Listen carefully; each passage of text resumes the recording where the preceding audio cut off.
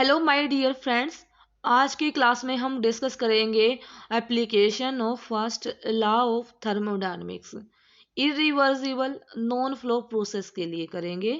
पिछली क्लास में हमने रिवर्सिबल नॉन फ्लो प्रोसेस के लिए किया था application of first law of thermodynamics for close system. अगर आपने पहले वाली वीडियो नहीं देखी है तो आप प्लेलिस्ट में चेक कर सकते हैं, अवेलेबल है। और आपको पीडीएफ चाहिए तो डिस्क्रिप्शन से टेलीग्राम लिंक आप देख सकते हो, तो टेलीग्राम ज्वाइन कर सकते हो हमारा, तो वहाँ पे पीडीएफ आपको मिल जाएंगी। इरिवर्सिबल नॉन फ्लो प्रोसेस के लिए हमने करना है तो एक्चुअल प्रैक्टिस में देखा ना जाए तो वो सारी जो प्रोसेस होती हैं वो इरिवर्सिबल होती हैं, क्योंकि फ्रिक्शन होता है। फ्रिक्शन की वजह से मोस्टली प्रोसेस इरिवर्सिबल होती हैं। और एक जो non flow process irreversible example क्या है, फ्री एक्सपेंशन। तो फ्री एक्सपेंशन प्रोसेस को हम आज देखेंगे क्या होता है। फ्री एक्सपेंशन या unrestricted expansion process. Free expansion कब होती है, जब किसी फ्लूइड को अलाउ करेंगे, एक्सपेंड करेंगे उसको सडनली वैक्यूम चैम्बर में ओरिफिस के थ्रू, जो कि लास्ट डायमेंशन की ओरिफिस है, उसके थ्रू हमने क्या किया, फ्लूइड को हमने एक्सपेंड किया एकदम से सडनली इनटू वैक्यूम चैम्बर। यानी कि a free expansion occur when fluid is allowed to expand suddenly into vacuum chamber through an orifice of a large dimension। किस तरीके से हम समझ सकते हैं डायग्राम में। मान लिया दो चैम्बर ए एंड बी, जिसको हमने पार्टीशन वॉल के द्वारा सेपरेट किया है, और ए साइड में गैस है, दूसरी साइड में वैक्यूम है, और इसमें क्या किया, प्रॉपर इंसुलेशन प्रोवाइड कर दिया, प्रॉपर इंसुलेशन प्रोवाइड कर दिया बाहर। फिर क्या किया, हमने एकदम से इसको एक्सपेंड किया, जो गैस है एक साइड में वैक्यूम में एक्सपेंड किया।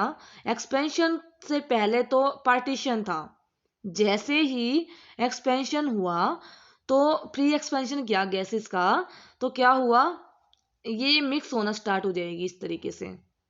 पीवी डायग्राम में इस तरीके से शो हुआ है। तो क्या हमें रिजल्ट मिलेगा, क्या हमें मिलेगा, देखना। जब भी इंसुलेशन प्रोवाइड किया है हमने सिस्टम में, तो हीट ट्रांसफर सिस्टम और सिस्टम के अंदर नहीं होगा, यानी कि सिस्टम से बाहर से हीट नहीं जाएगी, ना ही सिस्टम के अंदर से हीट बाहर को जाएगी, क्योंकि प्रॉपर इंसुलेशन प्रोवाइड किया गया है। और पार्टीशन को जब भी रिमूव करेंगे तो जो भी गैस है फ्रीली ऑक्यूपाई कर लेगी, जो भी जगह मिलेगी, क्योंकि वैक्यूम है वहां पे, उस जगह को पूरा ऑक्यूपाई कर लेगी, फैल जाएगी गैस। फैल गई गैस तो क्या होगा, वॉल्यूम इंक्रीज हो जाएगी। मान लो इनिशियल वॉल्यूम V1 थी तो फाइनली V2 आ जाएगी, यानी कि इंक्रीज हो जाएगी। और टेम्परेचर और प्रेशर जो रहेगा, इनिशियल मान लो T1 था तो फिर T2 हो जाएगा, TP हो जाएगा। तो इसलिए हमने पीवी डायग्राम में शो किया है 1 to 2 प्रोसेस के लिए प्रेशर वॉल्यूम 1 और 2। ठीक है, पहले हमारी कंडीशन 1 थी, दूसरी हमारी 2 है। लेकिन अगर फ्री एक्सपेंशन हुआ तो कुछ पॉइंट्स है जो कि नोट करने चाहिए। क्या क्या है, सिस्टम परफेक्टली इंसुलेटेड है, क्योंकि प्रॉपर इंसुलेशन हमने पहले से ही प्रोवाइड किया, जिसकी वजह से हीट ट्रांसफर नहीं होगा प्रोसेस के दौरान। तो Q1 से 2 0। और एकदम से हमने क्या, सडनली किया ना फ्री एक्सपेंशन, जिसकी वजह से इंटरमीडिएट स्टेट नहीं होगी, यानी कि इक्विलिब्रियम स्टेट नहीं होगी, तो प्रोसेस इरिवर्सिबल है। और एडियाबैटिक एक्सपेंशन होगा, यानी कि इरिवर्सिबल और एडियाबैटिकली एक्सपेंड होगी, क्योंकि हमने इंटरमीडिएट स्टेट को फॉलो नहीं करवाया, यानी कि इरिवर्सिबल है ये। और रेजिस्टेंस, जो कि फ्री एक्सपेंशन के दौरान हमने कोई बाहर से रेजिस्टेंस प्रोवाइड नहीं किया है, तो जो सिस्टम ने काम किया है वो भी 0 हो जाएगा, क्योंकि सिस्टम ने क्या हुआ, वो पूरा एक्सपेंड हो गया बस, और वर्क नहीं मिला है हमें। According to first law of thermodynamics Q1 से 2 इज इक्वल टू W1 से 2 प्लस du। और फ्री एक्सपेंशन में Q1 से 2 और W1 से 2 जीरो है, तो ये क्या हो जाएगा, ये जीरो जीरो, यानी कि du is equal to zero, और du क्या होता है U2 minus U1 is equal to zero. तो क्या हो जाएगा फ्री एक्सपेंशन में U1 और U2 इक्वल हो जाएंगे। U1 क्या, इंटरनल एनर्जी, यानी कि कहने का मतलब ये है कि फ्री एक्सपेंशन के दौरान इंटरनल एनर्जी सिस्टम की वो कांस्टेंट रहने वाली है, यानी कि कांस्टेंट रहेगी एक्सपेंशन से पहले और एक्सपेंशन के बाद में।